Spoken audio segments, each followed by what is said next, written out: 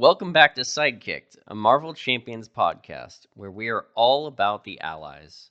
We'll teach you who they are in the comics, discuss their cards, and what kind of decks they might be played in. I'm one of your hosts, Groggy Golem, and with me is... Levi Lewis. And of course, your family-friendly Jason Sketch. Hey, where's the other person at? Earth Twister? Yeah, where's that person at?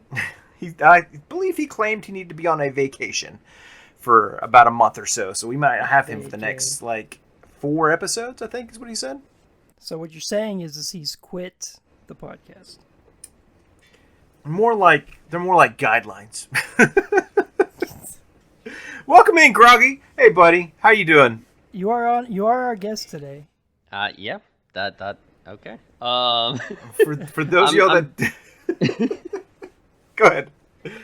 I'm doing all right tonight. How about yourselves? Doing good. Doing pretty good. For our listeners that don't know, we have done a recording once of Mr. Groggy. No. There's been an audio issue. I blame the creepy doll behind Levi Lewis there. My Chucky doll? Your Chucky doll. Yeah, I blame that too. Yeah. And so we're getting a chance to redo this episode, and you guys missed some really good stuff last time. So unfortunately, Earth Twister won't be able to join us, but our plans for this evening are to re-ask Groggy Golem some questions about himself. We're going to attempt to do some quick strike right off the dome there. We're going to jump into what we've been playing recently. We've got one mailbag comment this time that we're going to talk about, and then we'll dive right into the awesome and epic hero for the week. Or ally, for the week. So, it's going to be a good time. I'm glad to hear that you're... Sidekick, yes. This is a sidekick, obviously. Though you don't want to tell him he's a sidekick, because he will probably just throw you into the sun. So... Okay, Groggy, our first question here. So where does your name come from? Is it a reference to a drunk Smeagol from Lord of the Rings, or maybe a bad nap? Nothing too fancy. It was just a username I had picked for when I was playing League of Legends back in the day. My first account got banned. Good game. Not for anything weird. It was I was just about to say, what did you do? It was the day I installed the game, and I didn't realize that you needed specific ports forwarded on your router at the time to play it, or you would constantly be kicked out of the match. And they have a very strict anti-griefing thing for their games, so if somebody leaves a match multiple times in a quick succession, you get a day ban. Oh. And I thought, well, I'm not going to wait a day. I was just starting the game, so I just made a new account. And I picked Groggy Golem because, usually groggy in the mornings, and I don't know, I like golems, so it's pretty much the gist of it. You like golems or you like Smeagol's? Yes. Good answer. Keeping you on your toes. Well, it is really good having you here. I'm glad you're able to make it. Why are you here today? What brings you to Sidekicked? I really like Marvel talking Champion about podcast. Marvel. I really like talking about Marvel Champions. It is a lot of fun. It's almost as fun as playing it. It's really cool to interact with the community on Discord and all the other various places that we all kind of meet up on the internet. And then ultimately, how this all kind of started was you all were looking for feedback on your first season of Sidekicked, and my first feedback was, why am I not here? And thus, that's good feedback. Now we are here doing this today. We agree. We needed to have you on the podcast, so we're super stoked and glad you're here. So what do you? We're excited. Are you, to Levi? have this conversation multiple times. What do you do in the Marvel Champion community?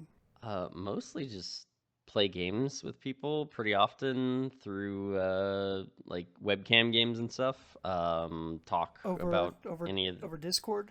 Yeah, over Discord mostly. In the people's server, and other than that, I talk about Marvel Champions a lot in there. I had been planning to start a YouTube thing.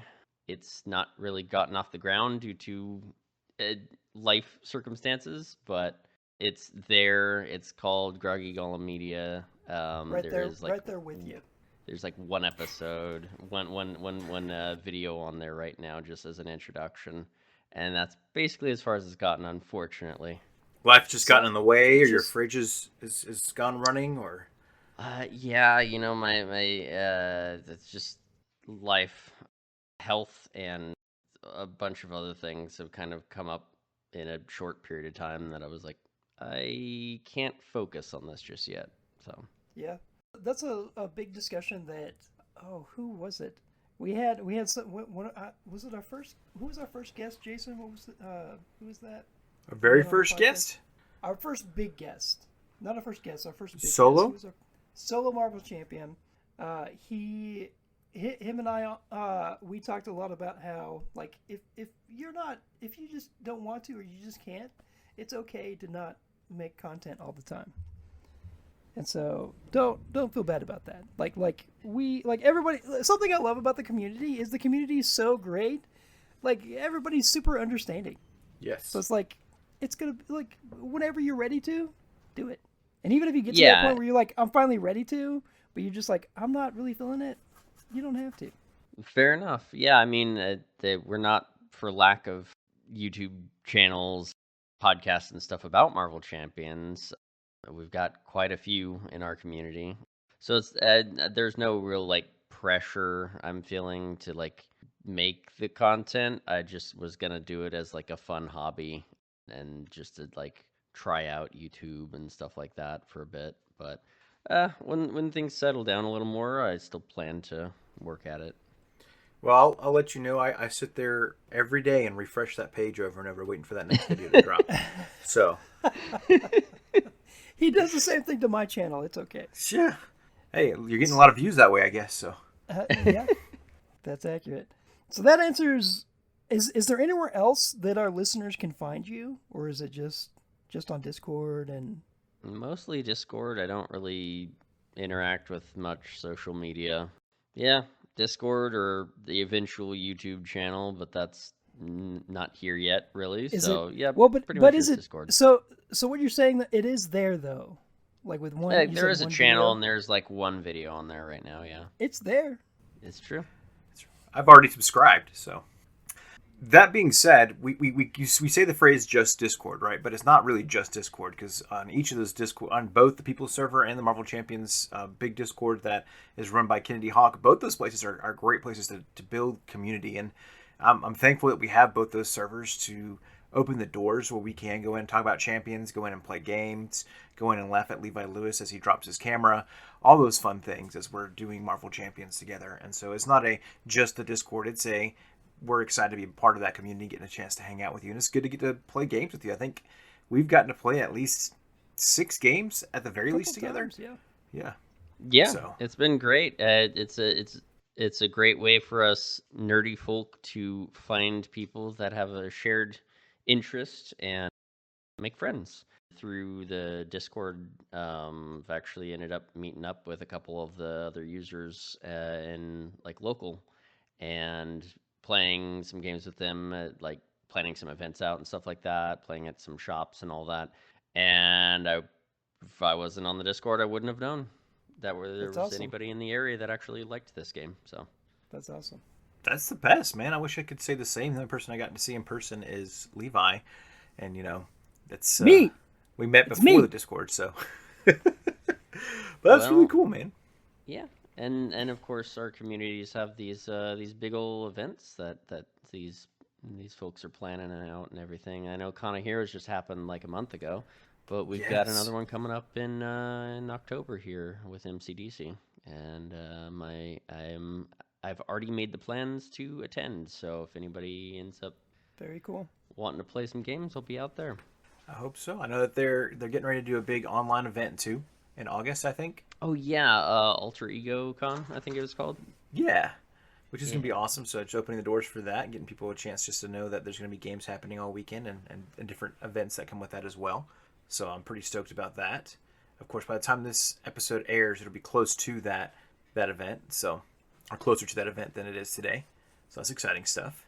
That'll be newer for us. I think back in 2020 they did the same thing during COVID. But Okay. it is nice. That was before to my have, time. Yes, me too. It is nice though to have the Discord for a nerd like me that is also an introvert that doesn't like leaving the house, but I can still play my game with some friends online. And when I'm done seeing people, I can just easily exit the chat room. So. Yep. It's very convenient.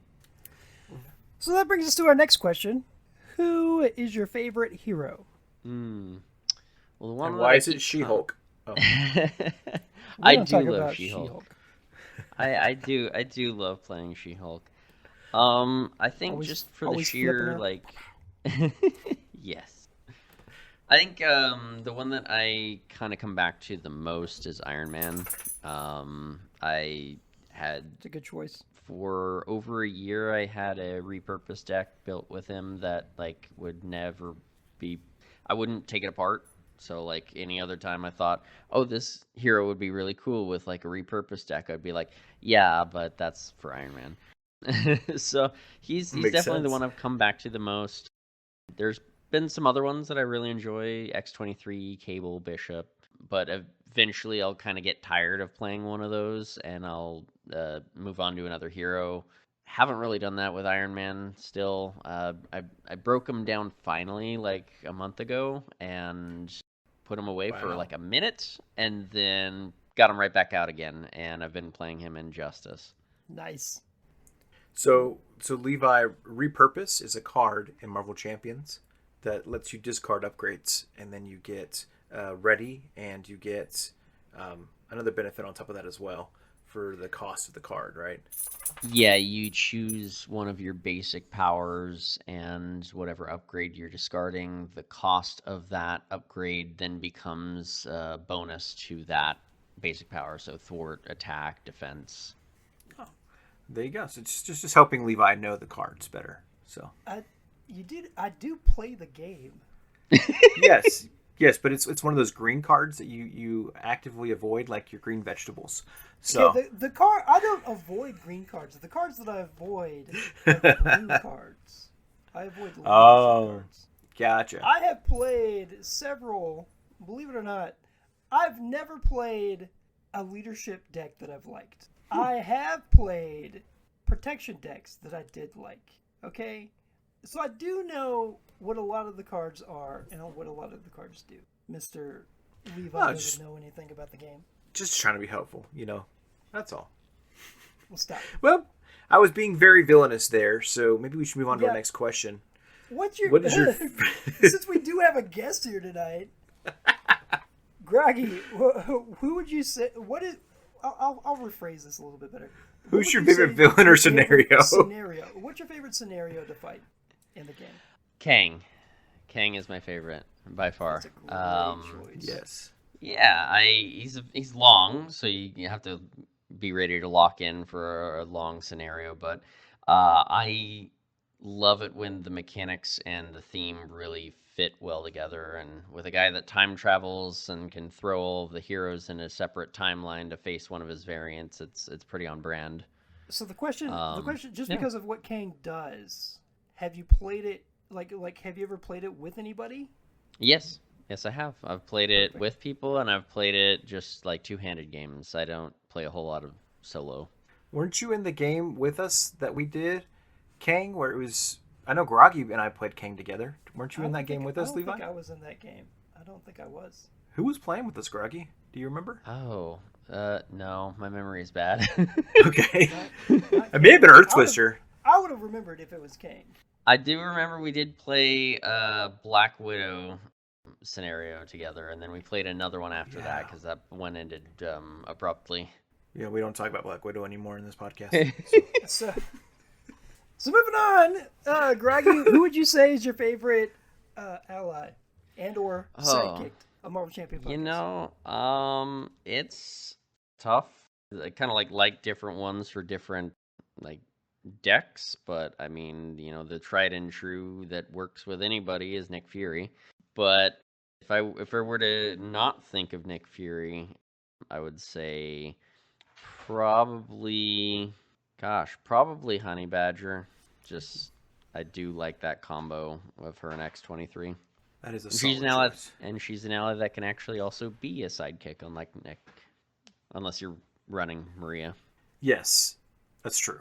But Honey Badger almost functions as a better sidekick if you're using the sidekick card. Yep. Yeah, I So would say so, because you get way more activations out of her. it's solid. It's a really good choice.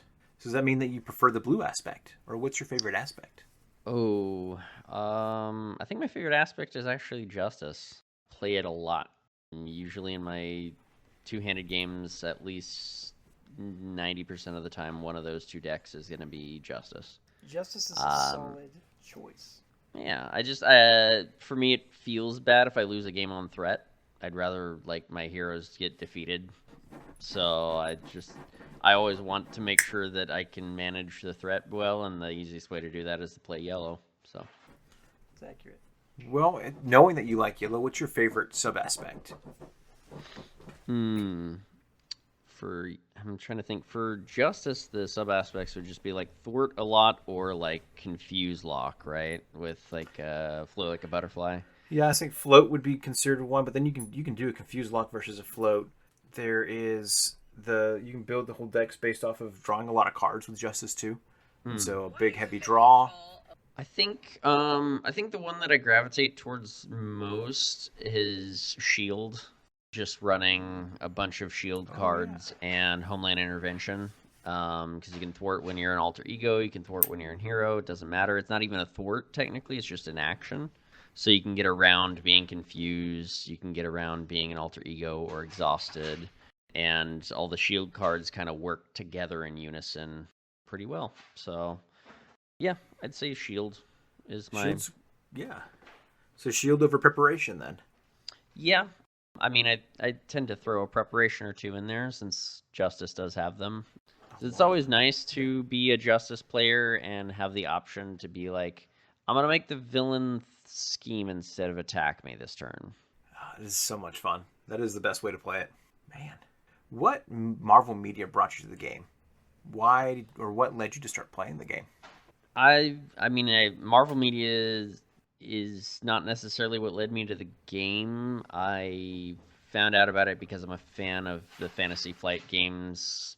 I've been playing their board games and card games and role-playing games since like 2013.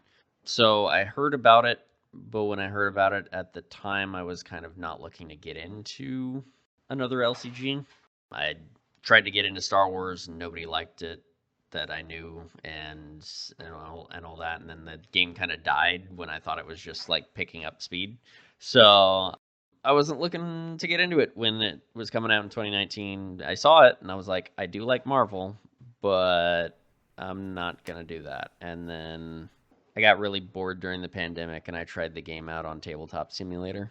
And I fell in love with it the moment I tried the game and actually like played it. And I was like, okay, I need to get this game now. How long? So you did it during COVID is when you started playing, or I mean, technically, I still count 2024 as COVID. I don't know. It was still like the tail end of things, I guess. That's fair. I guess it depends on where you are in the country too. Yeah. Because I know, like for Texas, COVID ended right around 2021. Ended, right? It was close to 2022. I would say it would vary depending on who you talk to out here in Kentucky, but it's Kentucky folks. Oh yeah, but I'd say most people would probably say it ended in 2023, but I knew at work and stuff were still getting it and all that, and up into 2024. So I mean, you can still catch COVID now. It's just like the flu, but it's just not as bad as it was in 2020. Yeah. So.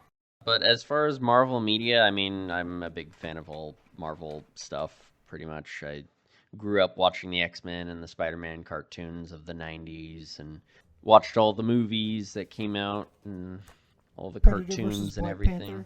Panther. Ooh. Yeah, comic collecting is definitely a different thing for me. I didn't collect a whole lot when I was a kid. It was just Deadpool kills the Marvel Universe again. Nice. Just various random comics that I'd get as a kid here and there. Sometimes they were hand-me-downs to my brothers that didn't want them Nice. anymore, I guess. Sometimes it was just a random trade that I really wanted. This year I've been collecting a lot more, like single issues and trades. Probably too much, but it's fun to buy comics It is. and then read them sometimes. It's addictive, dude. Them Oh all my the times. gosh. It's one of those things that I struggle with. If I start the process of buying a new comic series, I feel like then I have to keep buying it because I want to keep following what the story is, and so I have to be careful when I start jumping into that. That's why I like the odd, like spin-offs of like the Predator versus the Marvel universe, or like I just found this out the other day was Archie versus the Evil Dead. That I know that they're not going to be like long series. It's just going to be like basically just like one-offs. Yeah, Like just those like a are handful of stories.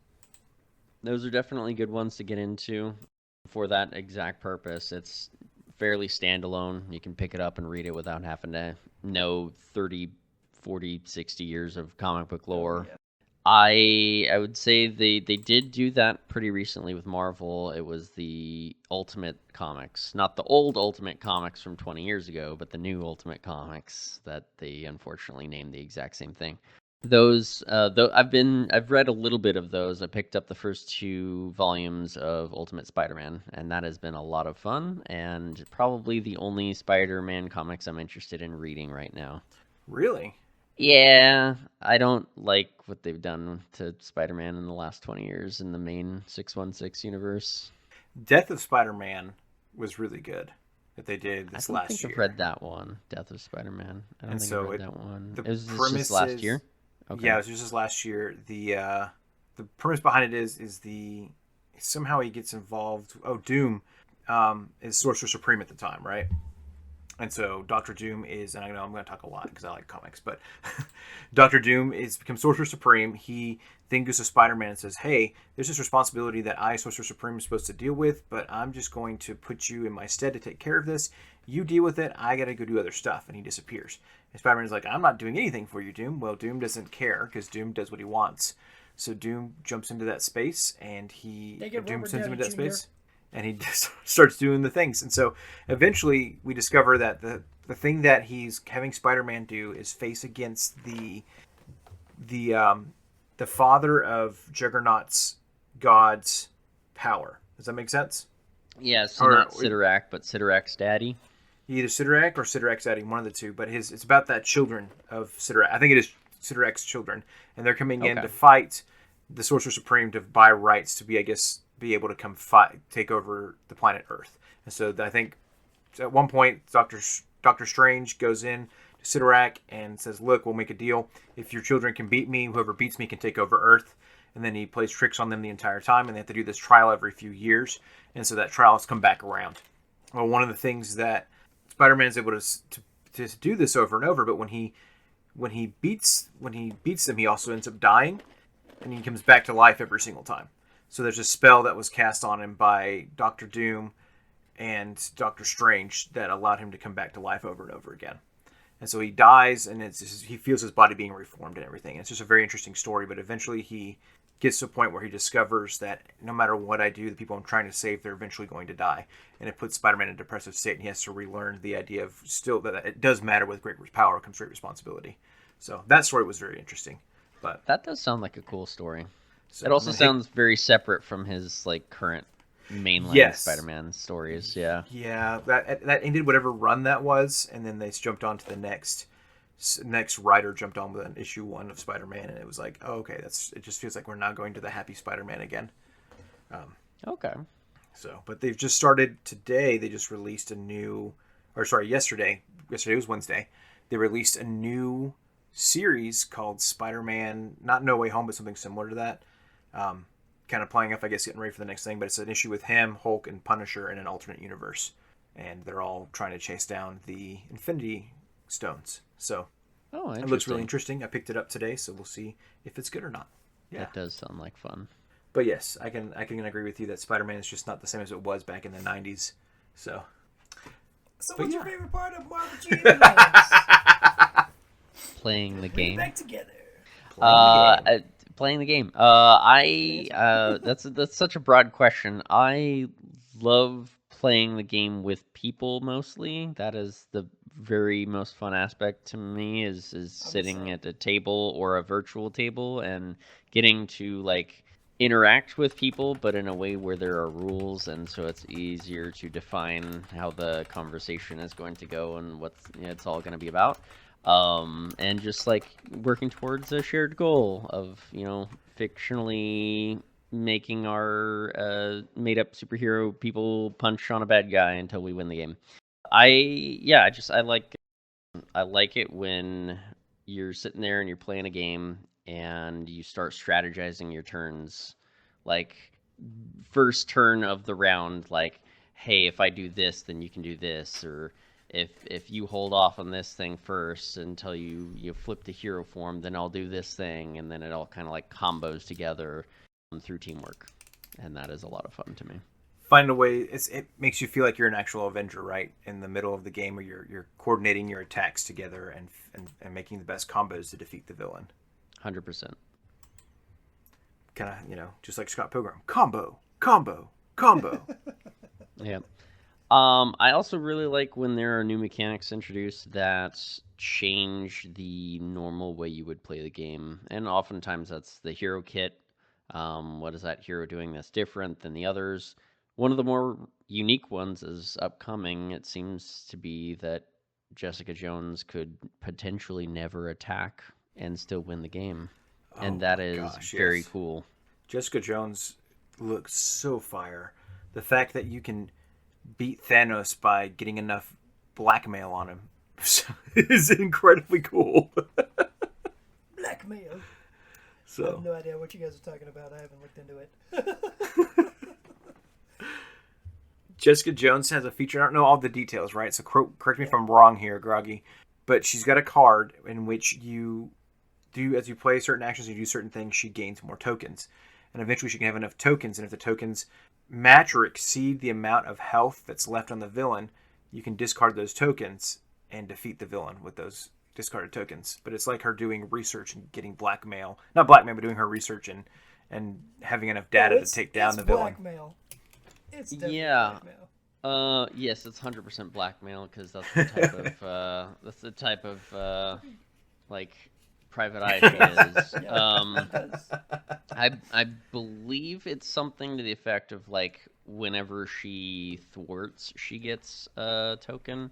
But let me double check. After Side Scheme is defeated, you exhaust Alias investigations and place 2 counters there.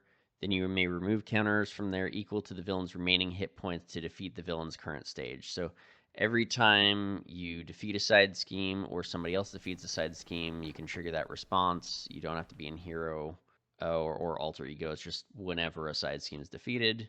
So you'll slowly build up about 2 counters per round, effectively. Plus, she's got some other means through her events and stuff to add additional counters on top of it. So she'll just keep throwing tokens on there. Her hero response after you use a basic power, place an evidence counter on Alias investigations. So she's just going to keep building those tokens every time she activates, every time she clears a Side Scheme, and so on and so forth until you've got enough to defeat that stage of the villain. So yeah, it's kind of like how you can build up a bunch of tokens with Ironheart and then just deal a bunch of damage, but it's different because you don't have to deal damage, you just thwart. I was wondering if she's a basic power, so you can thwart, you can attack, you can defend. This is true. So, but I'm going to be using her to thwart with that 3 thwart. That makes sense, yes. Yeah, Phoenix is the only other one that I'm aware of that has a base 3 thwart on their card. Yeah, that's the only one that I'm thinking of as well. Everybody else is 1, a 2, or a 0. That makes sense. All right, we got to keep moving, otherwise we can talk all night long about all the cool stuff. That's super amazing stuff. Groggy, do you have any questions for us? Nothing comes to mind at the moment. I don't remember what I asked you the first time around. I think it was, why were we such good-looking guys? And we just responded with, because it's just true in fact, Yeah, so. have amazing sounding voices. That's it. Mm-hmm. I think no, I'm vaguely recalling it. It was something like what keeps you coming back to making this content, and like what makes you passionate about doing this, I guess. Like what drives this for you? It's fun. I mean, for me, I'll answer it first because I know Jason's just going to go on this long tangent. Me, me, me, me, me, me, me, me, me, me. That's exactly how it sounds to me. So the reason why I keep coming, I mean, I love the community. I don't know anybody that doesn't. That's something because like the community is so great. I've made friends just talking about the game to like coworkers. I'm like, hey, I play this game sometimes. You mind checking it? And like they're like, I'll check it out. And they're just like, I like this game, and they have bought none of the game, and they're like, well, just bring your cards over. And I'm like, I can't always bring the cards over. Why don't you get a hero pack, and then we'll you know. So I can't tell you how many times like I've introduced people to the game that have just fell in love with it. Manic Knight, who did Wolverine on the podcast, I introduced him to it. He's gone completely wild with the game. Love that dude.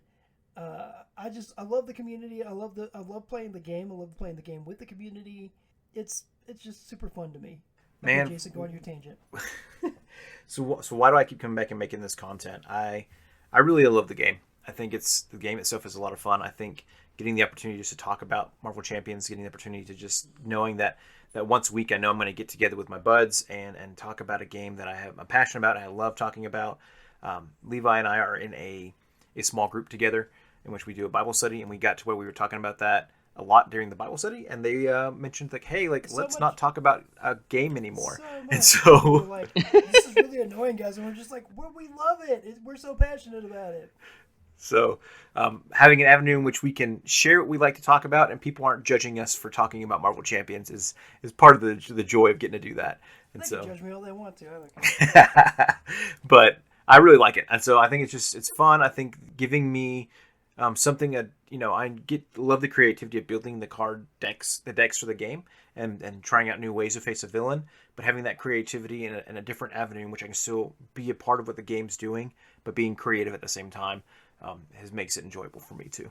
So That's awesome. It's nice to be able to find a thing that you're super passionate about and like be able to share that passion with others and like in a very judgment-free zone of just like, hey, we all love this thing. Isn't that cool? And it is. Exactly. It is. It's the best. All right. Well, I think we're to that part where we have to get our minds ready. Do the thing. You ready? So we're going to do Quick Strike. As our listeners are well aware, I'm sure Groggy is at this point because he's at least played once and has had other people he's listened to play this game. We will offer you a this or that question, and your job is to respond with the this or that. Are you ready? Yes. All right. Jason, you go first. Sounds good. Candy corn or candy canes? Candy canes. Marvel or DC? Marvel. Roasted marshmallows or marshmallows right off the stove? Roasted marshmallows. Star Wars or Star Trek? Star Wars. Ooh. Jane Foster Thor or Odinson Thor? Jane Foster Thor. Aggression or justice? Justice. Jean or Jean? Jean! Justice or protection? Justice. Wolverine's claws or Captain America's shield? Wolverine's claws. Justice or leadership? Justice. Now that's what I talk about? Or that's what I talk about? That's what I talk about. Justice or pool? Justice. Deadpool or Slade? Deadpool. Books or movies? Movies. Robin or Bucky. Science fiction or fantasy? Fantasy. Ooh. Winter Soldier or Nightwing? That's tough. Let's say Nightwing. Okay.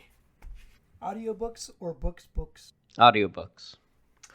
Being trapped in an alien broadcasted reality TV show or being trapped in your own home with a stumped toe? I'm so confused. Yeah, that one's thrown me off. I'll go with the latter. I don't want to be a participant in Dungeon Crawler Carl. No, thank you.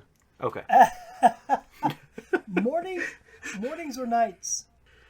Nights. Coffee or tea? Tea. Pancakes or waffles? Pancakes. Noir or punk? Noir. Ooh, That's all I've got. that was Sidekicked. Quick Strike. That was a Quick Strike game in Sidekicked. Congratulations, Groggy. You survived. We didn't even write any of these down. Shh, don't tell her, Twister. I'm impressed.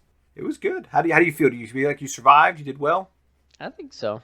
I got a little confused with I was just thinking of Dungeon Crawler Carl on that one the whole time when you're like trapped in an alien broadcast, and I was like, yeah. I've just recently finished the first one.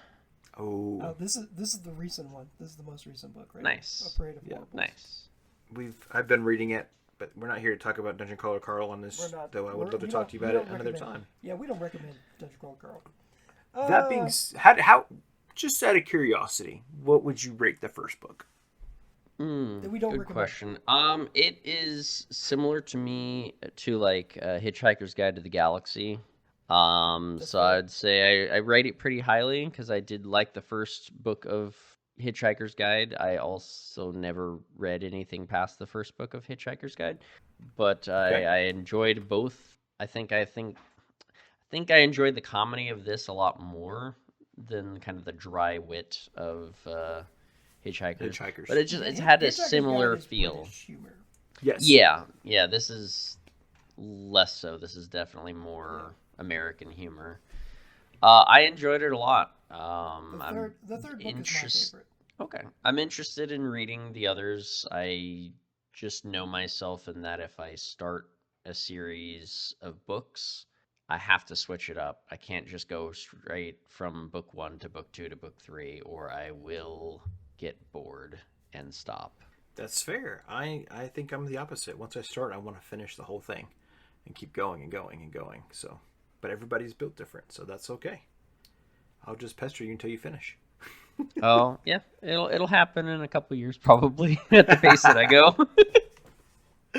Not a problem. I will say this. And this is confirmed. This is not like rumor. It is confirmed that Seth MacFarlane with the author Matt Dinniman are making a show that they have announced that is going to be on, I believe, Peacock. That will be the reason for me to buy Peacock. Yeah, yes, you buy it. You don't subscribe. You just buy it outright. Yeah, well, that's it.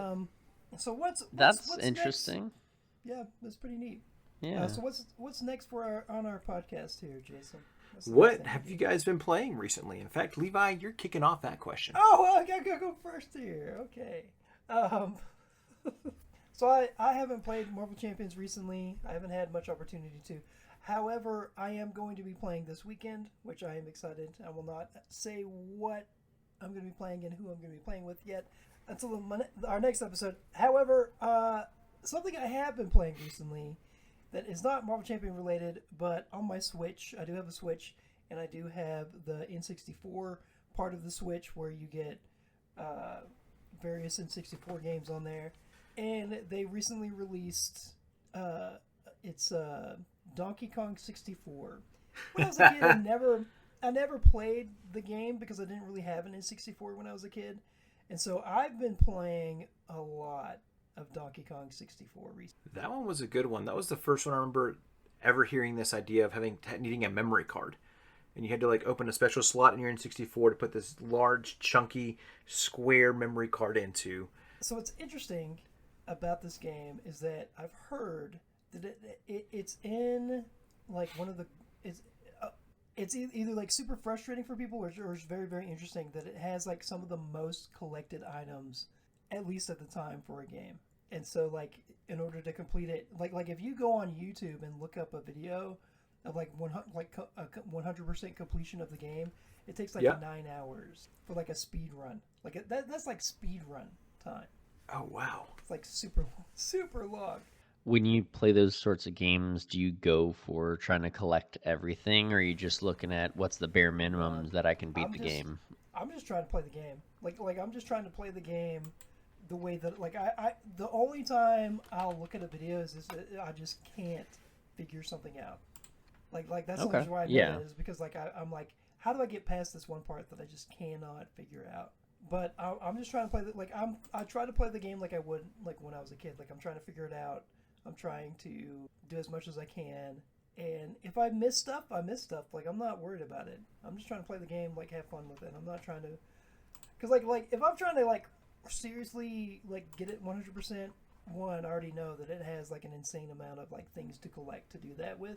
So I'm not trying to do that with that game specifically. It's very rare that I try to complete a game 100%. One of the very few games that I have done that before with a handful of games that I just completely loved. One of them was Lego Jurassic Park. Completely loved that one. Another one, and the first game to be very honest, the first game I ever completed 100% was Super Mario World. And I did that when I was, I believe, in high school when I did that. That was the first game I ever did that with.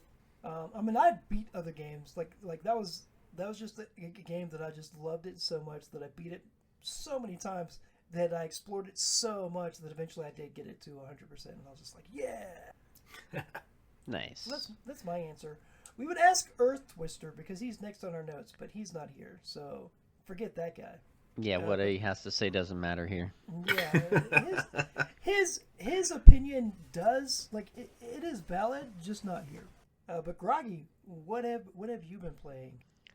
Well, I've been playing a mix of things. As far as the Marvel Champions side of things, been playing a little less frequently in the last couple weeks, but I've been, I think, at least once this week, I was on the old Discord of the People server playing a webcam game. And tonight I managed to sneak in just two-handed games at my table before we started recording. The first one was a loss, so that's how I was able to get two games in. Otherwise, I wouldn't have had the time for it. But yeah, as far as that goes, I've been just kind of playing around with different aspects for heroes. Like I was mentioning, I've been playing Iron Man Injustice, so I'm kind of like modifying the deck a bunch to get it to where I like it. I haven't really played him much outside of protection before, so it's a little different for me. Like he's a little less. You have to care about taking damage if you're not playing him in protection, because I'll play him with a bunch of upgrades that just soak up all the damage for him, and I don't really have to worry about recovering much at all. And that's different now.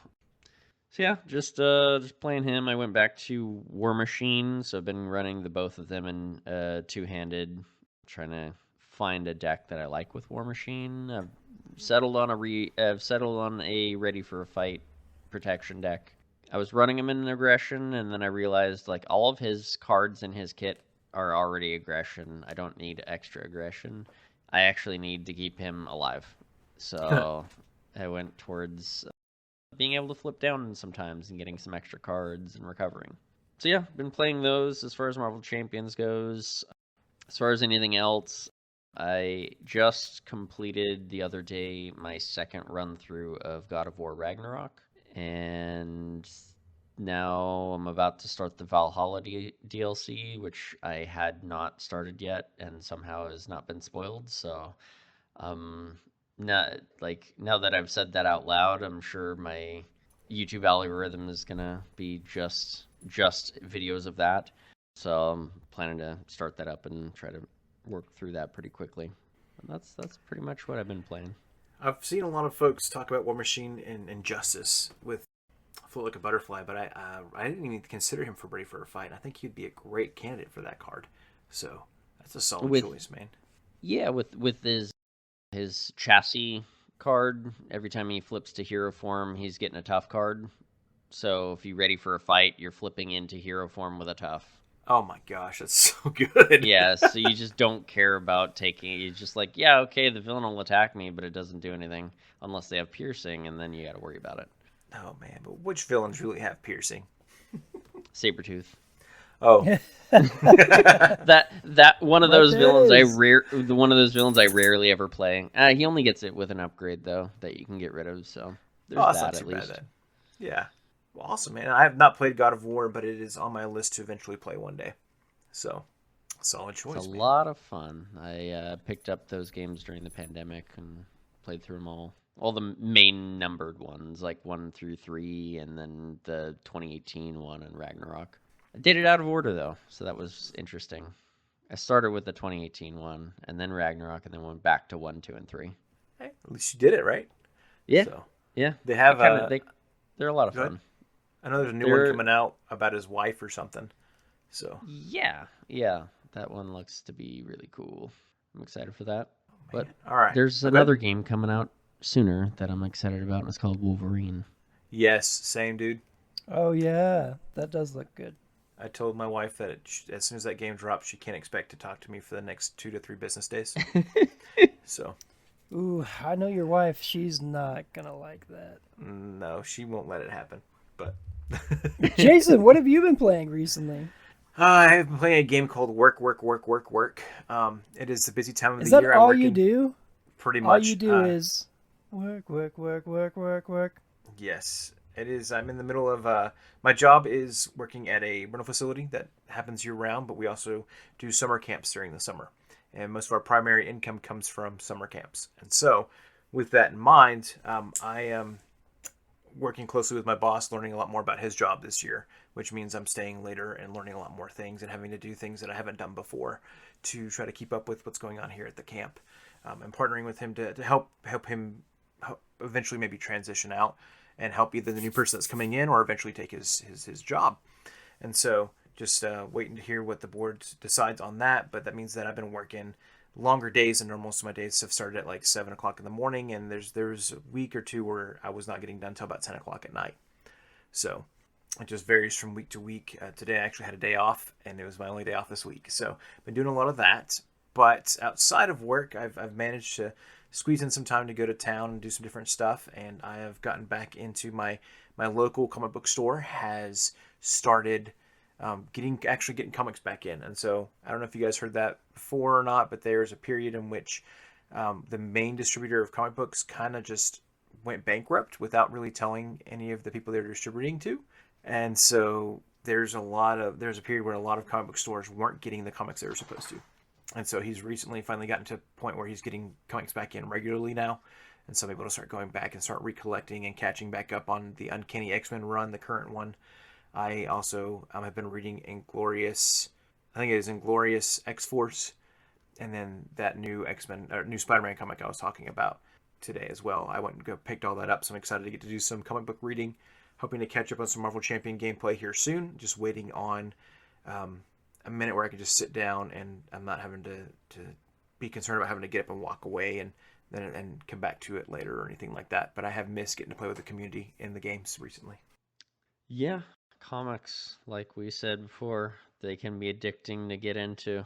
I've definitely noticed that this year. It's a lot of fun going into the shop every week though, and just like, oh, what's new and all that, and checking them out on the racks. I've found that like I end up buying some comics solely based off the cover art.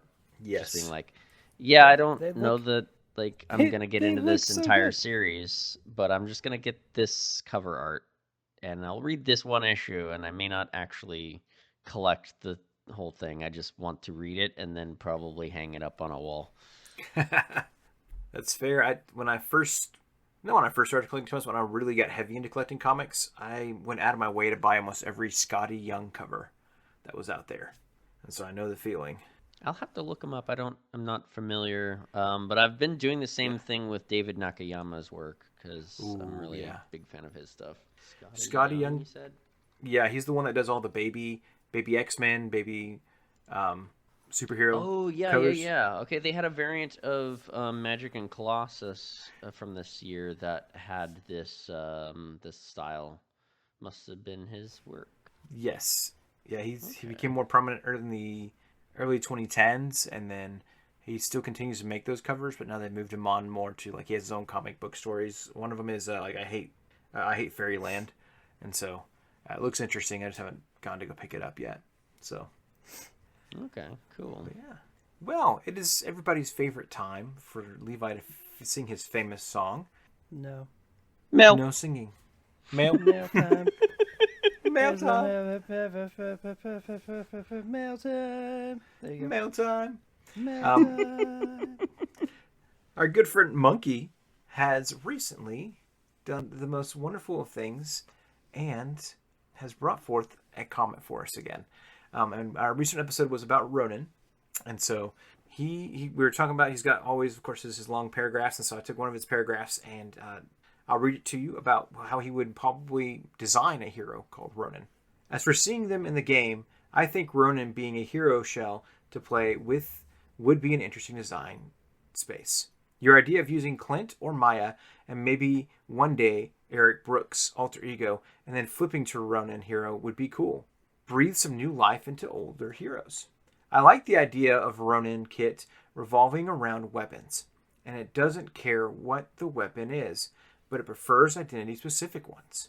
Then the setup for it is that choose an alter ego that has an identity-specific weapon, put that weapon into play, and then the rest of the hero kit gets replaced with Ronin cards. So I really like that idea there, where you're choosing this hero with an identity-specific weapon. So Gamora, Wolverine, Hawkeye, and those automatically go into play, and then the other 14 cards of the kit are replaced with Ronin cards instead.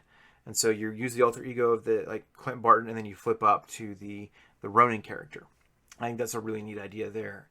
With that in mind, we had kind of kept discussing and talking this idea of well, if it's the identity specific weapon, if you can use his event cards could be things. If you exhaust your identity specific weapon, you get plus benefits to your hero, or you get plus benefits to that attack, or plus benefits to that thwart, based on which weapons you exhaust for that. And so I like the idea of him having several weapons that he can use over time, or maybe even one card that lets you pull an identity specific weapon from a different hero and being able to use it and replacing the hero's name with Ronin when that card is used or something.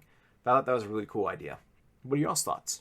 Yeah, I think any other hero having the ability to have Peter Quill's like blasters, I forgot what they're called specifically the card, but like his weapons, that's 3 damage and piercing by spending in just a resource.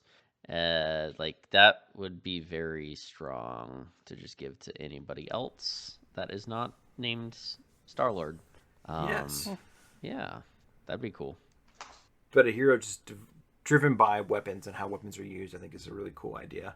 Of course, Punisher could fit that bracket too, but we haven't seen either one of them. So I'm excited for the Ronin upgrade we're getting with Maya Lopez, though. So that'll be awesome. Next month, right? That's pretty close. Yeah. As from what I am understanding of locally, it should be like towards the end of July, like last week or so that it's supposed to release. Oh, wow. Does that include both Luke Cage and Jessica Jones? They're getting released at the same time as well? No, those have been said on their like articles at the very end that they're releasing in August. So just the next month. Okay. So we're getting the big box that has Daredevil, Echo, and then all of the scenarios, and then a month later we're getting Luke Cage, Jessica Jones, and then sometime before the end of the year we're getting the rest of it, which is I believe the next part would be the Shadowland pack, and then Iron Fist and Elektra. Nice. It's going to be a good year. Those are some awesome heroes. Yeah, I'm excited. I have the one that I'm the least sure of, like how it's going to work, is definitely Iron Fist, because in the comics he can just basically just do anything with his like chi powers. So, be interesting to see how they interpret that in the game mechanics. Elektra's gonna, I don't know, I think everybody's pretty like thought ahead of like it's just gonna be a straightforward like damage dealing sort of build, considering her big thing is being an assassin and killing things. So like she's gonna be good at that. I don't know. It'd be cool to see if she has some more unique ways of doing it. So I'm sure her kit will be strong. I'm curious more about like how Iron Fist is gonna play out. I hope he's a mystic. I think it'd be great. The ally is so the protection ally I believe is Mystic. Sorcerer Supreme, Iron Fist. That would definitely be cool. Yeah. I never thought of him as being the Sorcerer Supreme, but it seems to be a title that's kind of like changing hands very rapidly in comics lately. That's true. That is very true. Moving on with the podcast. Well, if somebody wants to reach us, Levi, how do they do it? How Moving can on they with the get a hold of us? podcast, people can reach us by several different ways. The most popular that Jason loves to talk about, because he's so full of himself, is you can email us at sidekickedamcp@gmail.com. Jason, what does that stand for? A Marvel Champions podcast. I tried to be creative like Earth Twister to come up with something, and I can't come up with anything off the top of my head. On the spot. I have to say, he comes up with that on the spot. That's the only reason why I still let him on the podcast. But they can also reach us at the People server. We have this fancy channel where you can see us and Groggy all talking about this wonderful game called Marvel It's called Champions. Sidekicked. It is called Sidekicked, yes, on the People server. On the People server. Absolutely. On Discord. Well, and of course, leave a 5-star review. That's super helpful. And with your review, leave a little comment saying, stop picking your boogers or put some pants on, Levi. Whatever you want. But a 5-star review with an awesome comment. And we would love to have that, be able to read it out loud on here. Boom Guy has proven mom that and it only everybody. takes like 3 seconds to do. 30. Scientifically proven by Boom Guy. By Boom Guy. Indeed, indeed. But time for the most epic part of the show. We finally reveal what ally we're talking about. Yeah, it's not like they could see it in the heading of the episode or anything. No, not at all. It's not in the thumbnail or anything. No, it's not But- any of those things. But, it is being revealed now. Huzzah! And here it is, the glorious lore description by the old Groggy of Golems. All right. Well, today we are talking about the Sentry. This century or last century? The Sentry. Next century. Sentry. Oh, Not century. got it. Not like the Centurion, No, not like the a Centurion. Roman fighter. Yep. Nope. Yes. Today we're talking about the Sentry. Are we just jumping right into the lore? Let's do it. All right. So we're gonna do it a little differently than the first time around. The first time around, I bamboozled you all slightly, and I'm just gonna kind of like cover it factually the first this way. So in the mid to late 90s, Marvel was going bankrupt, and they kind of outsourced some of their comics, and they outsourced these comics to some like other comics companies. The time it was being run by Joe Quesada, who kind of ended up coming into Marvel later on and being like a big deal in terms of like getting comics made and everything. But at the time, he had his own company. I believe it was called Event Comics. But they outsourced like Inhumans, Black Panther, and some other lines directly to them, so they would actually make the comics, and then Marvel would just put their label on it. And so it was still considered a Marvel comic, even though they weren't like directly making it. It was what they were doing around that time to try and get any sort of revenue back due to their bankruptcy. But one of the comics that came from this was The Sentry. This is a comic that had been kicking around in the mind of Paul Jenkins for about 10 years before it finally was released. And he finally got it to a point where everybody was interested in making it along with him. He had gotten some like concept art from another from the artist Rick Veitch, who later on did not join in for the full first volume. They actually went with a different artist, Jay Lee, and they created this idea of this character who's sort of a Superman analog in some ways, but in other ways he's a lot more on the Marvel side of things, because with any Marvel character, they're relatable to us as readers a lot more than you might find for DC Comics characters. The Hulk, the Hulk might be a fantastical creature and all that with immeasurable strength, but at the same time, a guy with anger issues is a pretty understandable thing. So that's kind of what they did with this character as well. But they created this character as a hoax.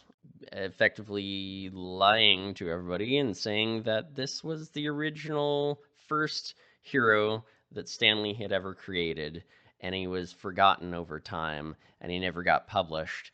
And this was created before, like, the Fantastic Four. And they even came up with this fake artist, Artie Rosen, who never existed, and all that. And then suddenly they just forgot about it over time. But somehow Paul Jenkins discovered it and brought the character back to Marvel Comics. It was all very much a meta story of like what they were also doing within the first volume of the comic. And in that, it's the normal 616 Marvel universe. And this guy named Robert Reynolds, he slowly starts remembering he used to be this great hero called the Sentry. And over time, he starts to realize nobody else remembers. Why is that? And he remembers, oh wait, I have this arch enemy, the Void.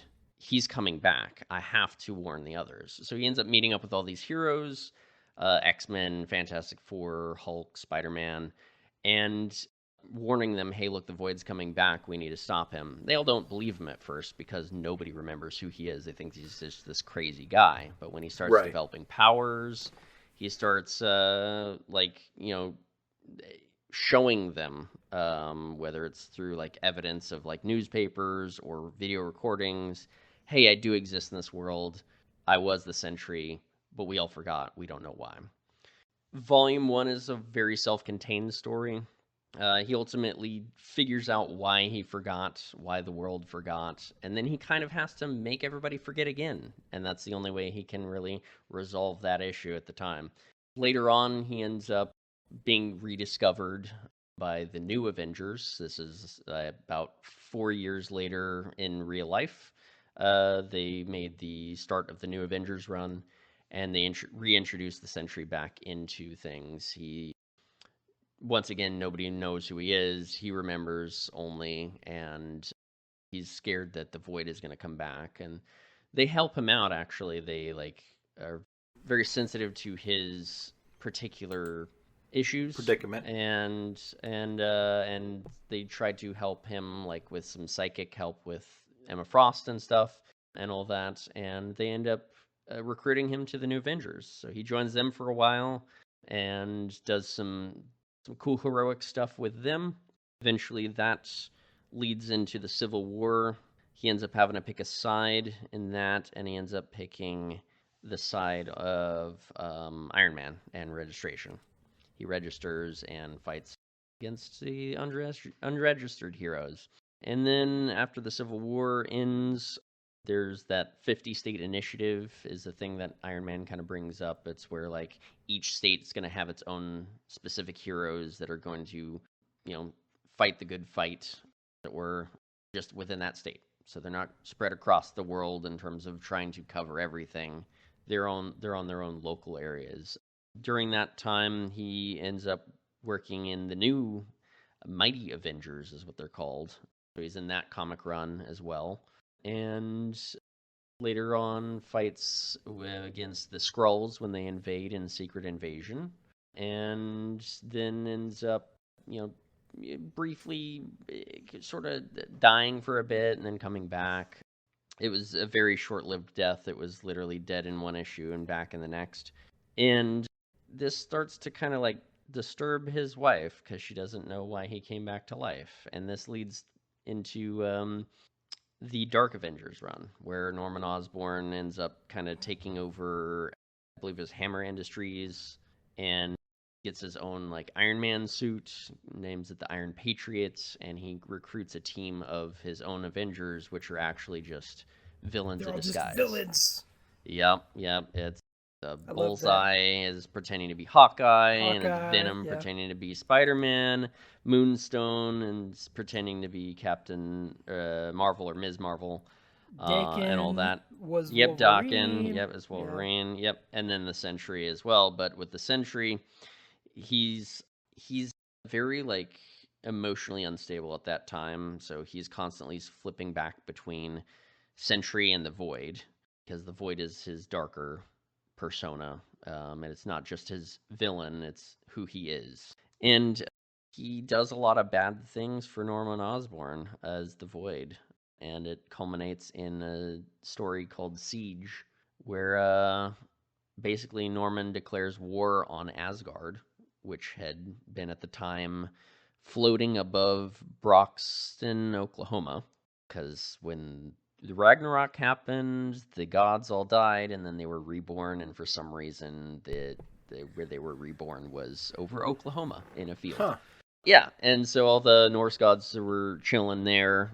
Yeah, Norman went kind of nutso and started declaring war on them, and this ultimately ended with some deaths, notably Ares trying to talk down Sentry, Ares being the god of war. He gets ripped in half by the Sentry. And then the Sentry basically almost destroys Asgard. And it turns out that this whole thing was sort of orchestrated by Loki manipulating Norman Osborn. But then Loki kind of realizes that it's gone too far and didn't want Asgard destroyed and tries to stop it and dies. And then in the midst of all of this, the only person that seems to be able to go toe-to-toe with the Void, because the Sentry has gone full dark mode, is Thor. And he fights him to the point that he turns back into just Robert Reynolds, human, and Bob asks him to kill him, and he does. And then he flies his remains into the sun. And so he's dead for a bit. Just for a bit, then he gets better. Yeah, he's dead for a bit, and then he gets better. He, as you do in comics. Oh, yeah. He comes back through some shenanigans with some, I'm not particularly knowledgeable on death seeds, but they're some sort of device used to turn people into the, angel of death, as in, one of Apocalypse's horsemen. Yeah. And so a couple people, I think they're called the Apocalypse Twins or something like that, they bring Sentry back that way. And it doesn't work out so great because he's kind of uncontrollable at that point, and then he kind of gets his sense of self back, and then he gets dead again when Null shows up in the King in Black storyline, and then his corpse is filled with 1,000 spirits or something like that, and has to be stopped by Doctor Strange and Clea, and then he's dead for a bit, and there's a volume of the Sentry where it wasn't even about him, it was about a bunch of other people that suddenly, sporadically obtained his powers. And so there's mystery around, why are these people getting his powers? Why don't they have all of them? One of them starts turning on the others and trying to, collect all the powers like it's Pokemon. And it ends with this other one of these people has all of the powers of the Sentry and is, training to be a hero. And then that storyline gets dropped entirely later on. Of course it does.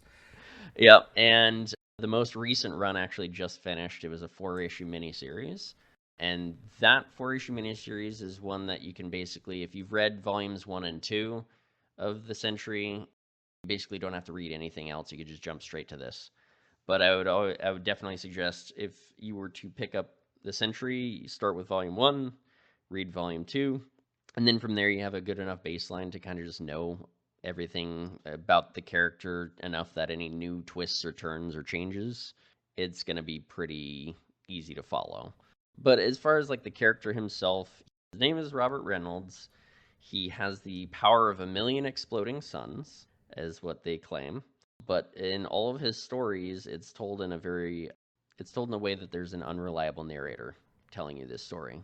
It's deals a lot with memory, whether he remembers things correctly or not, whether he's manipulated reality or people's memories of himself, because he has he doesn't just have Superman type powers where he's strong and fast and can fly, but he's got energy projection, he has psionic powers, so he's psychic as well. He has a whole host of different things he can do. Different abilities. But as a character, he ultimately struggles with mental health.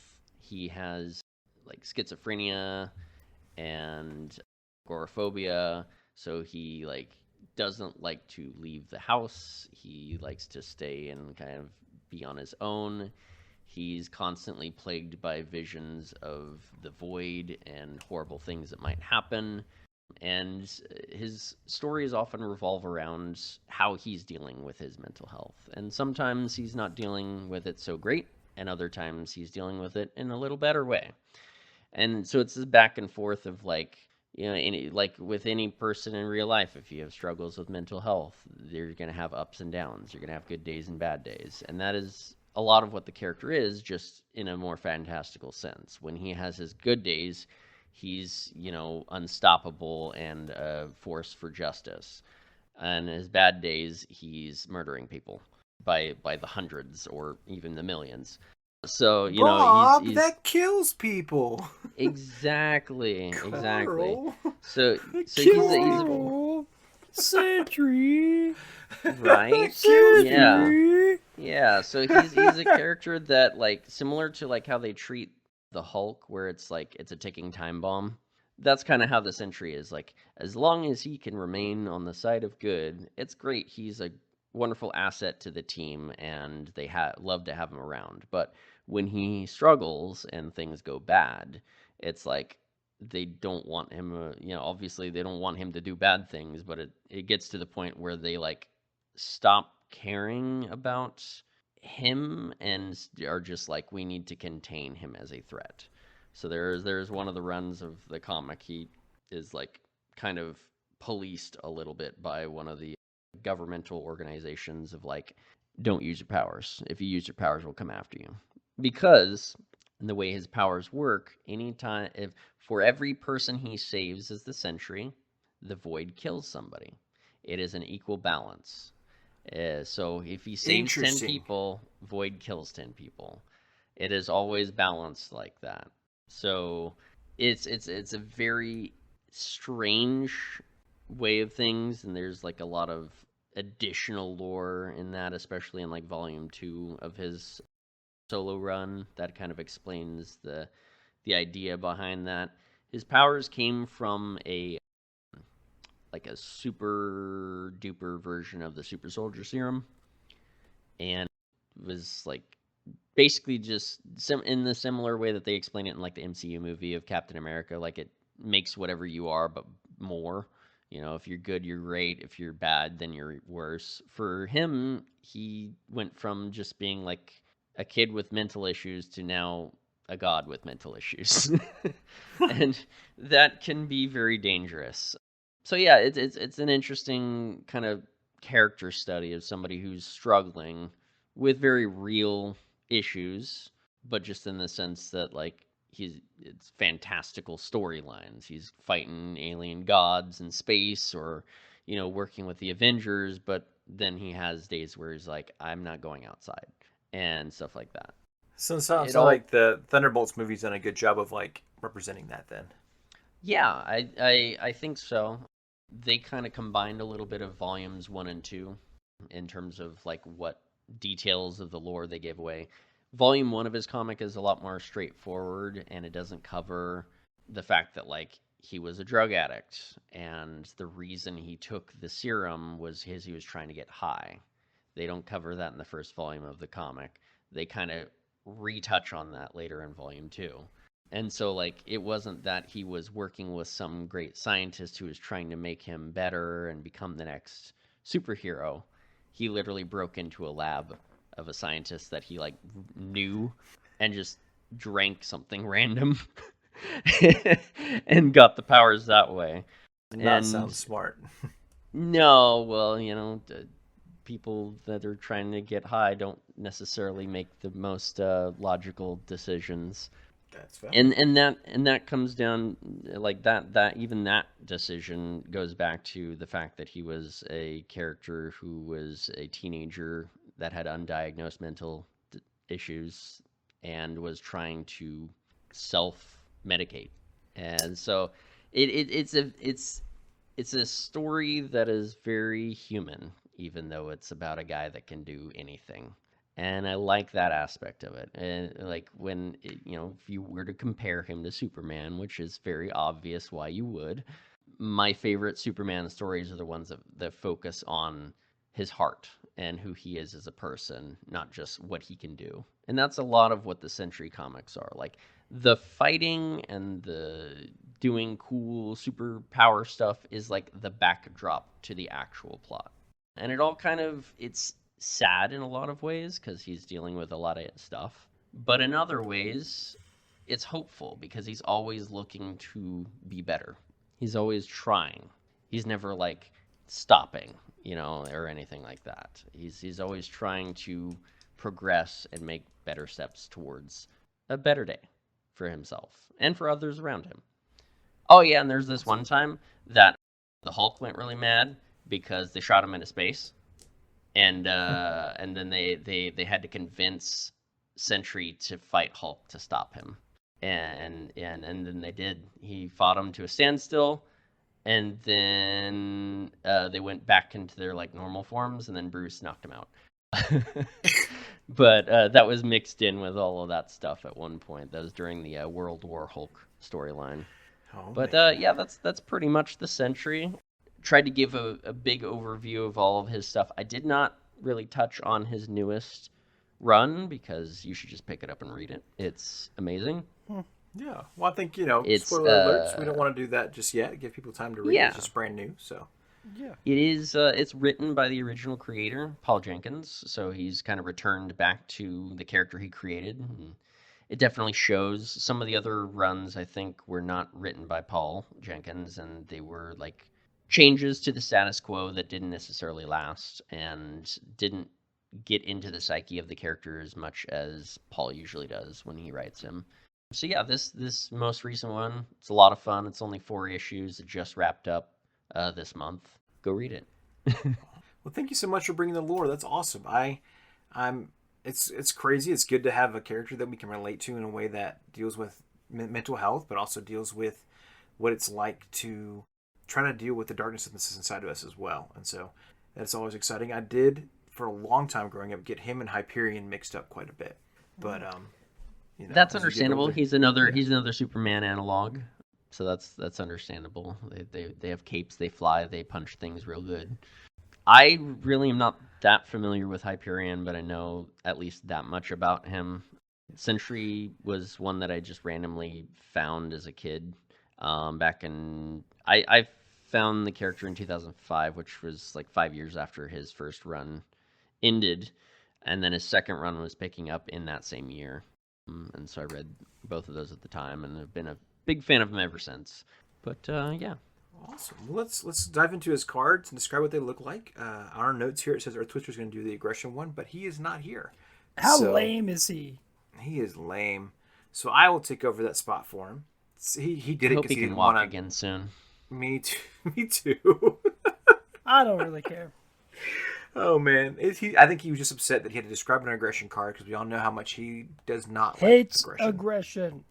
So, Sentry, it's a unique ally. Robert Reynolds, 4-cost ally. He's aggression. 2 thwart, 3 attack, both of them 1 consequential damage. He's got the Avenger trait and 5 health. Force response. After Sentry enters play under your control, deal yourself 1 encounter card. When I use my power of 1,000,000 exploding suns, I unleash the void. He attacks the world every time I try to save it. So that kind of represents a lot. And that quote makes way more sense now based on what Groggy was talking about there, where every time it's a balance issue, right? So I save 3 people, 3 more people have to die. So that's kind of makes sense with that quote there. He does come in the Hulk pack, and he's an energy resource. The picture that we're seeing on this card here is Sentry flying through the air. He looks like he's flying towards the camera, and he's shooting beams from his hands, which I guess is the exploding sun that's coming off his hands there. He's got his nice yellow uniform with blue gloves on. He's got a blue cape and that super fancy Sentry S for his belt around his waist that we've seen both here and in the movies as well. Nice blonde hair, and the rest of the background is just kind of this nice black and purple color. I like the art, but we should probably talk about the yellow card first before we dive into any more questions. Okay, so Sentry Robert Reynolds, Justice card, Justice ally, 3 cost, 2 thwart, 3 attack, both with 1 consequential damage on each of those. He gets aerial trait and Avenger trait. He has a forced response. After Sentry enters play, search the encounter deck for a side scheme and reveal it. Shuffle. If no side scheme was revealed this way, place 6 threat on the main scheme. And he has 5 HP here. He does not have a flavor text, but he does have some cool artwork here. He's just. I mean, to me, because I know what he can do, he looks like, I don't think he's just standing there. I think he's just floating there with his cool yellow suit with this big S on his abdomen there, the black and yellow abdomen. It almost looks like a utility belt, but it's not. It's just his big S there. And then he's just like got all of his muscles just ripped. And he's got his really cool cape, his blue cape, and his long glowing golden locks of hair just kind of flowing in the wind. And he's just staring into whoever's looking at this, just staring into their eyes, and his eyes are glowing. And to the right of him, it looks like something has just exploded. So it's almost like, to me, this is what I'm imagining, is that he's just like broken through like a big glass window or something, and just with like no like care in the world, and just like staring down whoever he's about to attack. I could not find the comic page panel that this comes from, but that is fairly accurate to how he arrives on a scene. Usually he'll just like break down a wall like the Kool-Aid Man, and then just like stare intimidatingly at people. Yeah. He definitely does tend to make an entrance when he goes all Sentry mode, but yeah. So they have not updated the form that Mr. Boom Guy has lent to us for the Civil War stuff yet, and so we do not know where this specific art comes from. But if you do, please leave it in the comment section down below. So my guess is it's probably from one of the runs that I haven't finished yet. It could be New Avengers, or it could be Mighty Avengers, because since he's a character that was created in 2000. There's only so many comics of him that are out there. As angry as he looks, I'm kind of curious if this is a Dark Avengers image. This could be. I haven't really read much of that. I know at least the gist of what happens with him in those comics. Just pure shenanigans. Yes, lots of shenanigans. So many people ripped in half. I do think it's interesting, just looking at this card, that both these cards, right? They both have the same thwart and attack, so there's and health, right? It's all the same there. It's funny how one is aerial and one's not, which one is made much later on. I do think, and this is before we even dive into the rest of it, the Justice version is a perfected version of what they were trying to do with this aggression version. Well, and it costs less. Right. Well, it costs less, but there's still a consequence, and both of them involve having an encounter card put in front of you or threat being placed in front of you. But I feel like the aggression one, it could be worse, what you end up with that random encounter card versus the Justice one, where you kind of have a little bit of control of what that consequence is going to be. I mean, with the aggression one, if you're playing somebody that just gets a lot of encounter cards regardless, like, I don't know, Star-Lord, I'm just saying. Yeah, it's true. That's how I played him, was aggression Star-Lord. So that makes sense then, and that does come way later on in our comments here, and I think maybe we're jumping ahead to the uses of these cards, right? Which we can do that. Let's shake things up. We got Groggy on here. We're already pulling audibles, and Earth Twister's not around to keep us in line. How good are both these cards? I would almost say the Justice one's a perfected version of the aggression one. I feel like I prefer to play the Justice one over the aggression one myself. Because it costs less. Well, not even just because it costs less. I think in Justice it fits to have that side scheme. Side schemes are helpful for Justice players to give them something to thwart, especially if the main scheme is already down. Though, of course, one of the last times I saw this card played, Groggy had put it on the table, and we ended up losing a match because we were going to lose because anyway. Of Sentry. We were going to lose anyway, and I asked, "Do we want me to speed this up?" Because I knew the two side schemes we had were in the discard pile for that scenario. So it was just a mercy killing of our game. We can Yeah, still blame Sentry. It's okay. Yes, absolutely. We blame it all on Robert. Thanks, Bob. Thank you, Bob. I do agree. I justice bias, of course, but I like the justice card more. He's got one more trait, he's got one less cost, and getting a side scheme out of the deck is more beneficial than getting a encounter card that you don't know what it is. You get to search the entire encounter deck to find a side scheme and reveal it. So you can pick which one you're grabbing. In certain scenarios, that's exactly what you want. Anytime you play Taskmaster, I want to be hunting for those side schemes that's going to get me those extra allies. Same thing goes for the Sentinels one, Project Wide Awake. I want to find the captured at the mall side schemes or whatever they're called so I can get the mutant allies. MODOK. Yeah, MODOK, exactly. Or if I'm running randomly throwing the galactic artifacts modular into any sort of scenario, I want to be pulling those side schemes so I can clear them and get my extra cards or whatever the other benefits are from those side schemes. So I think it's a lot more useful for his force response, and the downside being you could get extra threat on the main if you're not counting how many side schemes are in the discard pile already. And there's of course, the chance that the only one that's left in the deck is a crisis, and now I have to clear that because now I've just made it a problem. So there's some downside to it, but like in most cases, I think you play this Justice Sentry out when you're looking to add something more to the scenario. And like you said, in Justice, you want to thwart these side schemes. You want to be getting getting your skilled investigator to draw an extra card, or your chance encounter to go find yourself an ally, that kind of thing. So there's a lot of reasons to have more side schemes out and play.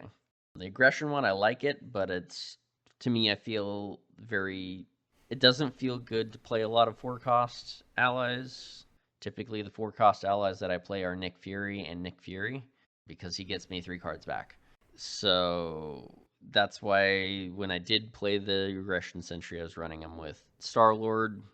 I was taking that encounter card to make him a 1-cost, and then I was getting a second encounter card when he comes into play, and then I was using that to my benefit with sliding shots and things like that. And it's obscure cases that he works well, right? I think he's a product of the kit that he came in. I mean, the Hulk kit was just a rough one to get, and there's some good cards out of that one. But I mean, I can't imagine even just the way the Hulk plays, where you have to discard 4 cards from your hand. I mean, you have to discard your entire hand at the end of your turn. That you're even going to be able to save up to play the Sentry with that four-handed unless you have resource cards. And so that's true, the resource cards. Yeah. And so it's gonna be hard. Even then it and at the time too, like you're looking at like, well, maybe it's because he's got 5 health points, but the 2-cost Hulk ally that comes in the core box also has 5 health points, and so and his downsides are not too terrible. He's a 2-cost. No. Hulk is 2-cost ally. Yeah. Mm-hmm. Yep. He's one of my favorite aggression allies. You play him on the table. He's a good ally. You play him on the table, and he's just a 5 health meat shield. No idea what he's gonna do. Right. Yeah, exactly. Very thematic for Hulk, and that's why if I'm ever attacking with him, I'm usually playing Magic, so I know what's coming up. But yeah, it's similar health. I mean, the Sentry, both these allies have the same health as that Hulk, but they also do a little more. That Hulk can't thwart at all. Right. That's true. So that's true.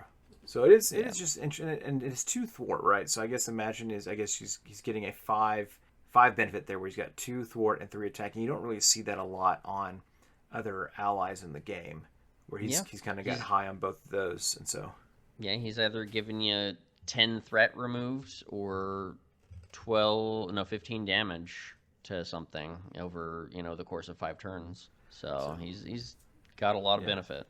So I think even just the small changes that they did from, this is what, 2019 versus 2026. This is like a 7 years apart in design, at the very least, that we're aware of, right? You can just kind of see the improvements there with a 1 less cost, plus the aerial trait makes a big difference in how these cards are played and approached. So Yeah, we didn't even talk about the aerial trait. I mean, there's some really good aerial specific events that are, hey, exhaust an aerial character to do this thing. They have that in Yeah. just about every aspect, but in Justice they have some good ones as well. And then the aerial resource card that's out there too. Yeah. So, I mean, that makes it just even better. So, again, I'm not down. I love aggression. I'm not downplaying aggression. I just, if I'm going to choose an aggression ally, I feel like there's a lot more out there that I'm going to pick from before the red Before this one. Sentry. Yeah. Like boom, boom. But the Justice Sentry, he's a contender. I would say when I'm picking out different allies for Justice, he's a contender for sure. For sure. Absolutely. What about the art? Do you guys think the art on these cards are good? I think they're good on both of them. I think they're more so. I like the Justice one more because it feels more of like a presence that he's giving off. Like, this is who I am. I mean, the aggression one is cool. I like it too. I like both of them. I like the Justice one more. The aggression one, I don't know. To me, the aggression one doesn't feel like he's like really showing like his power. Like, yes, he's doing like laser beams out of his hands. He is emitting the sun from his hands, and which he can't do. It doesn't. I don't know. Like, it just looks like, because like to me, like whenever he does a blast or something like that, like, does he really need to be making that aggressive like war face? Probably not. No. And so I like them both, but I prefer the Justice. Similar thoughts. I think they're both cool. The aggression one definitely fits the idea of aggression. He's flying straight at the person, yelling and shooting beams. Typically, when I think of an aggressive version of the Sentry, it's him showing off his physical strength. Though he more often than not, when you see him in the comics doing something that's like, oh, he's really going for it, is he's ripping somebody in half. That is kind of his signature move. The Hulk has his thunderclap. Sentry just gets fed up with the situation and just rips him in half vertically. It's hard to justify that image though for a hero card, right? Of him just ripping somebody in half. I agree, because those images in those comic panels are incredibly gory. So it is something that you couldn't necessarily get away with without editing the image. And we do have a few cards that, like, the images have been edited. There's, I forget the name of it, but it's that basic upgrade for characters that have 14 hit points or more that gives them steady. The one that has Hulk on it. Unshakable? Yes, that's it. That depiction of Hulk in the comic panel, his hands are, like, caked in blood, like up to almost his elbows. Oh, wow. And it's just not in that card. They've edited that out. So that is a thing they could do, but it would be a lot more editing for showing him ripping a person in half. I think if they wanted to, they could show him with another feat of strength similarly. But I would love to create an alt art card for that sole purpose of being like, this is what he does when he's going aggression. He just tears somebody in half. I like both of these a lot, but yeah, my preference leans towards the Justice one. And again, Justice bias for me, but I think that one kind of makes me feel. I think that it makes you feel that like he's trying to intimidate the person he's staring at. Just looking at it, you get that vibe of, oh shoot, Sentry's here, run. You know? Right. Yeah, so it's a very similar feel to when like Superman is angry and his eyes are glowing red. It's like, oh, he means business. Yes. I think I would agree with you guys. I still think the red one is a lot of fun to see, but I would have liked to see maybe more of him like picking somebody up by the throat or something and like leaning him against the wall while he's floating in the air or whatever. But it's still, both of them are very fun arts. I do like the intimidation factor of the Yellow Justice Sentry. I think that was a good find. Whoever took the time to find that art, we applaud you. Well done. Speaking of alt art cards, I think it would be fun as a podcast when we get enough money to do so, we can start making our alt art cards to be able to give away to folks at cons and things like that. And we could get each of our guests to make a card based on their allies that they brought to the show, and kind of have their signature at the bottom, like so Groggy Golem signature at the bottom of a Sentry alt art card would be really neat. Just an idea to throw out there. Yep. So, I already know what I would do for the Justice one. ooh. Yeah. We'll have to save that for another time and not spoil it. And if we can make it work in IRL, I would really love to do that. Yeah, that'd The be next question awesome. is: does it feel like the character in the comics? I would say yes. I think with that, I think that main point you made, Groggy, of with every good action there was an equal negative action, and I think we see that here when Sentry shows up. There's always yes, good's going to happen, but there's a negative consequence for him being around in both of these cards. Levi, you still there? No. Okay. I'll take over then. Yeah, I agree. I think it does feel like the Sentry. When he shows up, he's powerful, but there's going to be an additional complication to it. Sometimes that can be in your benefit if it's a side scheme you really want. Sometimes, oh, well, I forgot to count correctly, and now we've added 6 threat to the main scheme. Or now we've got a crisis out, and we have to deal with that. It does fit the character pretty well in terms of things aren't always going to go perfectly well for the heroes when he's around. But when he's there and he's helping, he's doing a lot. And you know, he is one of the healthiest allies in the game with 5 health. So, like, he's going to be around for a minute. Or he's going to take that big hit for you if you really need him to. But yeah, the only thing I think is lacking is there's no flavor text on the Justice card. But I yes, I think agree. there's enough room for one specific line that is sort of, you know how like a lot of the heroes have their own specific like tagline or motto. Spider-Man's is always with great power comes great responsibility and all that kind of stuff. Yeah, the Sentries Um, is hi. I'm Bob. yeah, if it's the movie. In the comics, it says ever the Sentry, always the Void. Ooh, I I like think that. there's enough room on the card to fit that one line in there. Fantasy Flight should have hired you, Groggy. Yeah, they can still hire me if they want. So what's the question? The question Do is, do these you think cards this? feel like the story we heard from Groggy? Yeah, sure. Yeah. Okay. He's checked out. Oh man, what would you think his hero pack should look like, Levi? What do I think his hero pack should be like? I think his hero pack should be the next hero pack that gets the pool aspect because of how chaotic he can be. Ooh, That's what I think. Would it be a lot of reprints or would it be new Oh pool no, cards? no, all new pool cards. Because you know what we need? More pool cards. one would say I can throw him into the sun, or the next one would be I Mm-hmm. can rip him in half. Mm-hmm. I like Yep. it. I What think about there you, should be Groggy? one. There should be a pool card that it's like a every round it gets another counter on it, and after you get so many counters, depending on how the game's going, you just break the fourth wall and you just win. That sounds like a Jessica Jones card we just talked about. It's very familiar. I'm just saying. I feel like designing a hero pack for this card could be very difficult because of his power level. We're already seeing them struggling a little bit with the ally here. But again, we also have somebody like Hercules who can become really strong and doesn't feel overbalanced when you're playing him in the game.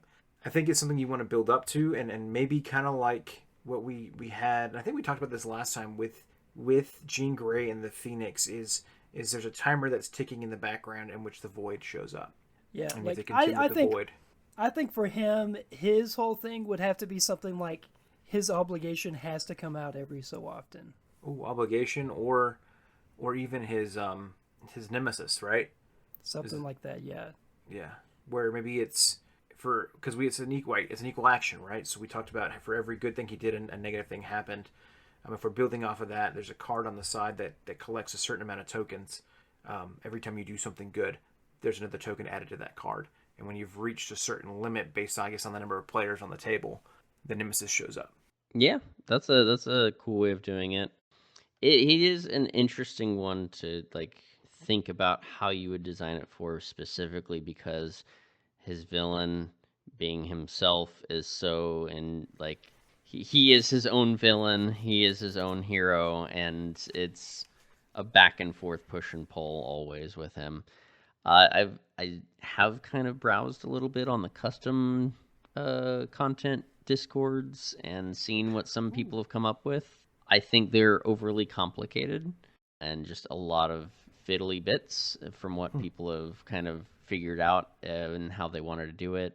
Personally, I think it would be simplest if they just kept using the new forced actions that they introduced with the Enchantress pack scenario, where you get those attachments, and then once you get so many counters on it, you have these forced actions you have to do every round. Except I think with him, it should just be on his hero card.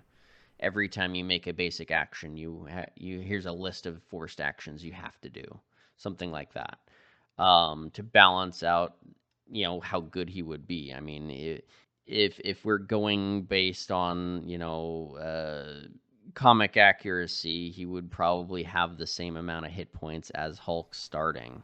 That's true. Which means he's gonna be around for a while. So, could be, hey, every time you do a basic action, forced response, or your forced action, damage a character or add a threat to a thing. So it's a balancing out of anytime he does something, it's really good, but then he's also going to be doing something kind of bad. And that way you could keep the kind of presence of the Void around the whole game rather than him just showing up every now and then.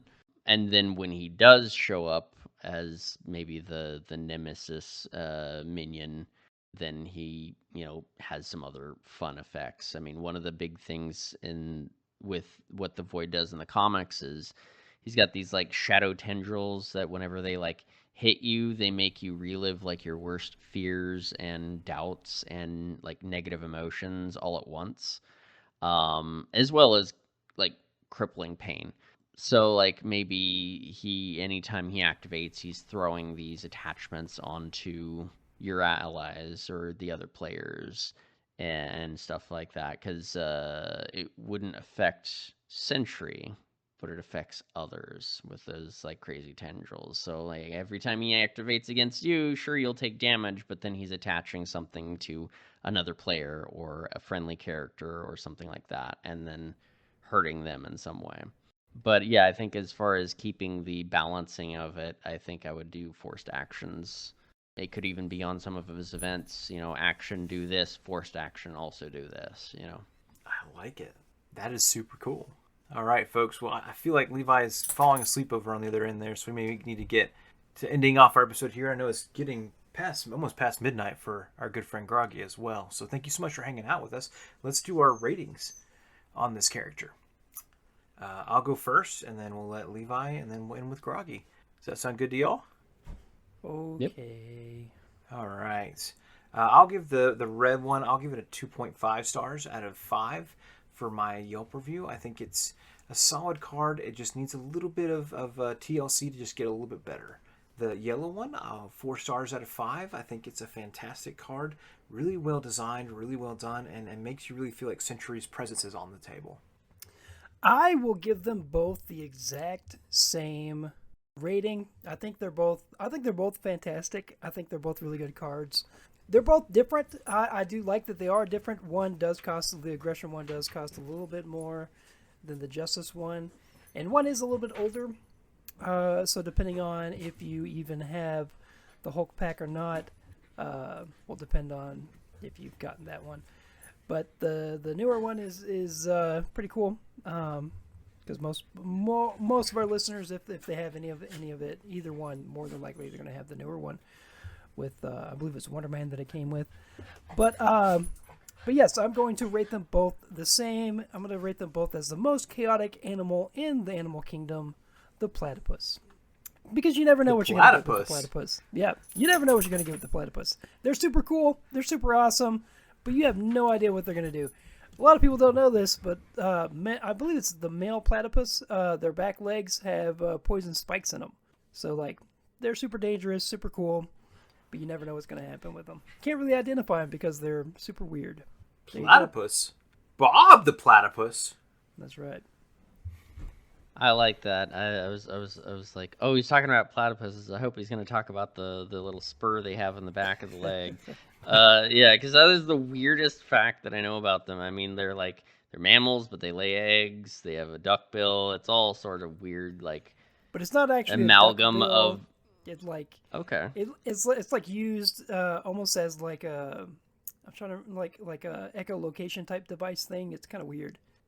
There's such It a helps them hunt. strange and Yeah, cool animal. It helps them hunt. It's a weird leathery thing that they have on the front of their face. Huh. It's not like a traditional duckbill. That is fascinating. All right. Well, I'm going to use the same rating system I used the first time we recorded this, but I'm going to change up my score slightly. For the aggression Sentry, I'm going to give it 2 out of 5 people ripped in half. There you go. I love the character, but I don't love this card. I think it's strong, but it's costed high, and it's only, to me, worthwhile playing it if I'm playing Aggression Star-Lord. I don't see putting him in any other deck I make. I want him to be cheaper cost. I don't want to have a double resource or a aggressive energy to pay for it. I would rather play just about any 2 or 3 costs ally over him. But he's giving me encounter cards, and that's exactly what I want as Star-Lord. So that he works well in that niche. He's a very strong card still. He's same stats basically as everything as the other one. I just think that cost is just a bit too high, and the force response is a little niche. The Justice one, I'm gonna give it 4 out of 5 people ripped in half. I think the cheaper cost is better, the aerial trait, and the force response is you can play around with it. Sometimes you want those side schemes to come out. Some of them give you a benefit if you clear those side schemes, or you have cards already built up that are going to trigger off of that. Your chance encounters, your followed, or your skilled investigators, or if you're playing with a leadership hero that has the mission leader upgrade out, then everybody's getting cards. So like, he's a lot more useful, a lot less niche. At the same time, he's not the first ally I'm gonna grab to play. If he comes in early and I'm not built up to where I can handle threat or handle a side scheme, he's gonna get discarded for resources, or if it's turn 1, he's gonna get mulliganed. I would rather him come out when I'm ready for him to appear and make things a little harder, but at the same time a little better. So yeah, he's not max rating, but he's high up there. He's pretty good. Yeah. All right. Well, Groggy, it's been awesome having you on the show. Thank you so much for coming back and doing a round 2 with us here for the recording. We really appreciate it, but it's been great. Round 1 for the listeners. Round 1 for the listeners, that's right. So, well, thank you for having me. It's been a blast. Both times. And we'll have you on again for sure. Maybe not about the Sentry, hopefully for a 3rd time, but some other great heroes as well. So next time we're gonna pick the ally that you have to present. Okay. Oh boy. And when I say we, I mean I am gonna pick the ally. Sure. For you.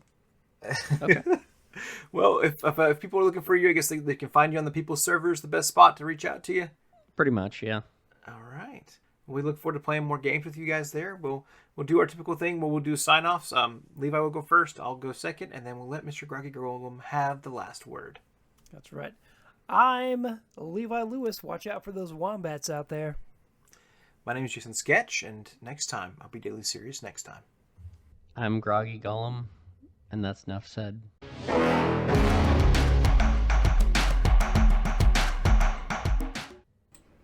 Technically, we're ready when you are. Mm-hmm. Yeah. Mm-hmm. All right, fair enough. Are you sure? Are you good? Yep. Are you ready? Mm-hmm. Okay. Welcome back to Sidekicked. Just one more thought. One more thought right in the Just middle. one more thought, yeah. Okay. We're good. I'm just playing. That'll be at the end, probably.